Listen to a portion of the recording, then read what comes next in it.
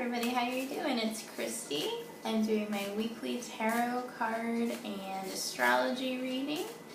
And welcome. It's Memorial Day, Monday Memorial Day in New York City.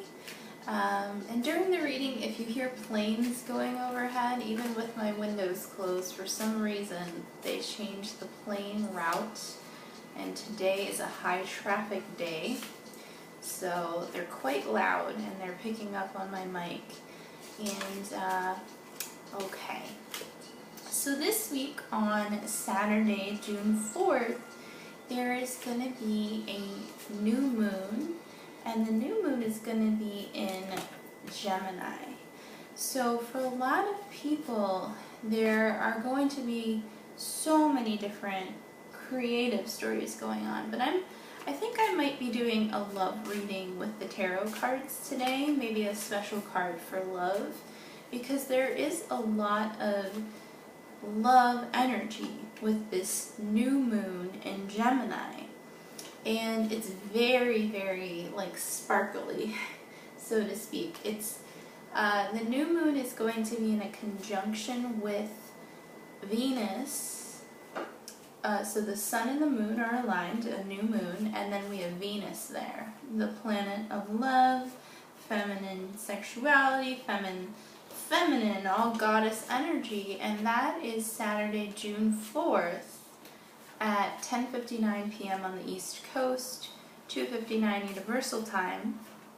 And so a lot of the energy is a love story. This is still this love story going on with Mars retrograde, and it's interesting because this week there is a mutable grand cross. Now what is that? It's very, basically it's sparkle-tastic energy, and it's aligning your wants and needs, and it's expanding that in the sense of your career and in the sense of the people that you bring in your life. Mercury will fully be out of the retrograde spectrum as of June 6th, so there's a lot of stories moving forward. The stories that are kind of still stuck is this Mars retrograde male energy story. So men are kind of, the male energies are kind of up for change. There is a passive-aggressive element between Mercury and Mars. With the full moon, Mercury retrograde was there, but there was an opposition between the moon and Mars, between Sagittarius and Gemini. In this case, Mercury and Mars are opposite in the sign of Taurus, where Mercury is, and Scorpio, and there is some kind of abandonment issue up for grabs, or some kind of issue where somebody fell off or did some kind of passive-aggressive bullshit, some type of that kind of story. And it's been going on for a long time. It's nothing new, and it's definitely nameable and seeable. The overall energy, though, with the new moon is new beginnings regarding love stories, regarding love, romantic elements.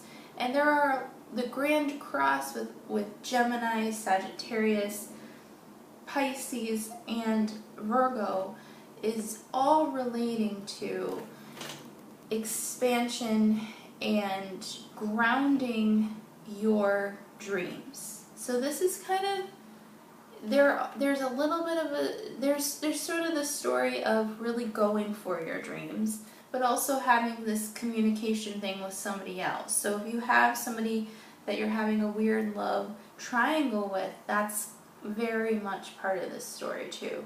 There are love triangles, there are people who are not talking to you after specific periods of time. So really see what's going on for you personally, especially if you are a fixed sign, which is Leo, Scorpio, Taurus, and Aquarius. Those kind of stories, or where you have those planets in your chart, those stories are those love stories going back and forth at this point. That's where that energy's up for grabs. And in fact, Mars is opposite the point of a asteroid named Algol, which is basically Medusa. People who are losing their head. Basically, not really losing their head, but basically like crazy. Kind of what energy? It's very primal. So this is somebody who brings up primal feelings in you. So I pulled a couple cards, and I don't know which one's first or second, but this one is the Nine of Pentacles. Generally seen as an independent woman card. This is like a Beyonce song card. Like, I'm in a garden by myself, I got everything I need, but you know what? I ain't got no man, I ain't got no good man, and where is he? So that's kind of that card, like somebody who really wants love, but has a lot of chatter in their ears as well. You see the parrots around her. But all of her pentacles are in a line, meaning all of her material understandings of the world are kind of aligned together. It's just that deciding what is love for her and what is it that she wants, and it doesn't have to be a woman, it's just the energy of the feminine. So if we're looking at this in relation to the Grand Cross, everything's going to be in Gemini, and Gemini is that parrot on your shoulder that annoys you, you know what I mean? It's that thing that's like, you know, I really, really want this type energy.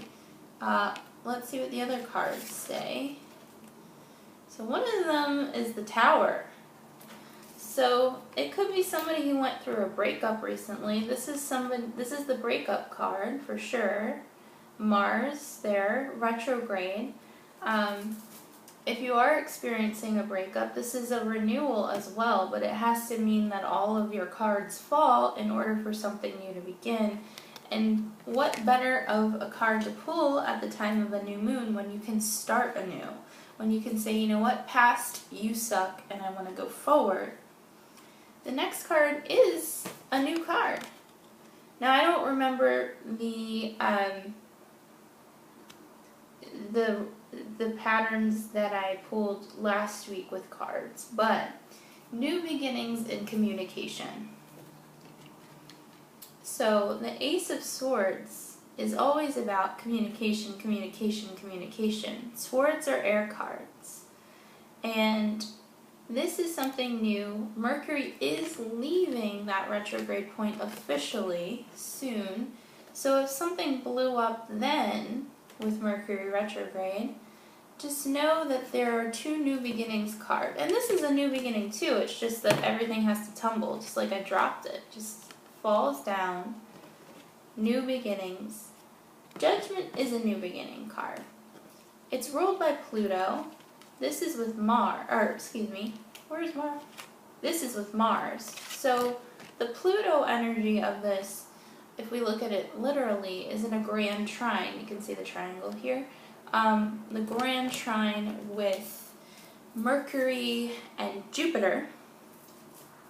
So this is actually a good thing. This is saying, okay, well, things had to fall in order for you to transform, in order for you to transcend, in order for you to understand who you really freaking are, which is you are independent. It's just that you have to make your own decisions in order to keep yourself healthy, in order to keep yourself sane. It might be that something fell because somebody wasn't sane in your life.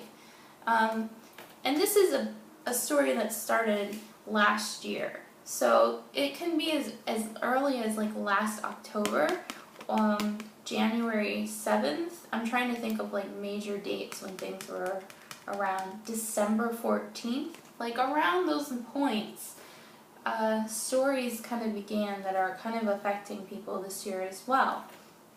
The advice card is the I can't count today, is the Eight of Swords.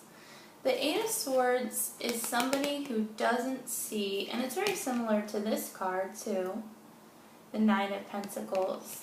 Somebody who doesn't see the awesomeness behind them.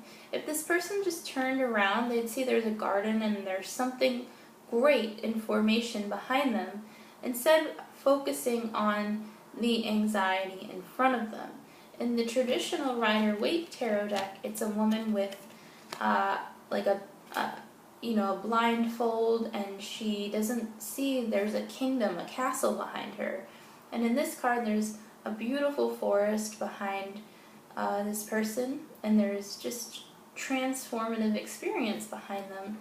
And in the spirit of transformation, we do have Judgment, which is what did you put into something, and what is, what did you put into this story going on, and how is it affecting you personally?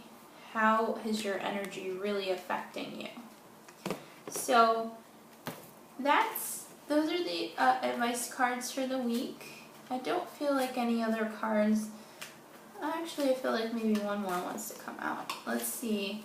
Let's do like a specific, this one, new moon. Okay. So the theme of the week, I put all the cards back in. The theme of the week is, yes, there's new beginnings, but really, really look within in order to transcend and transform yourself.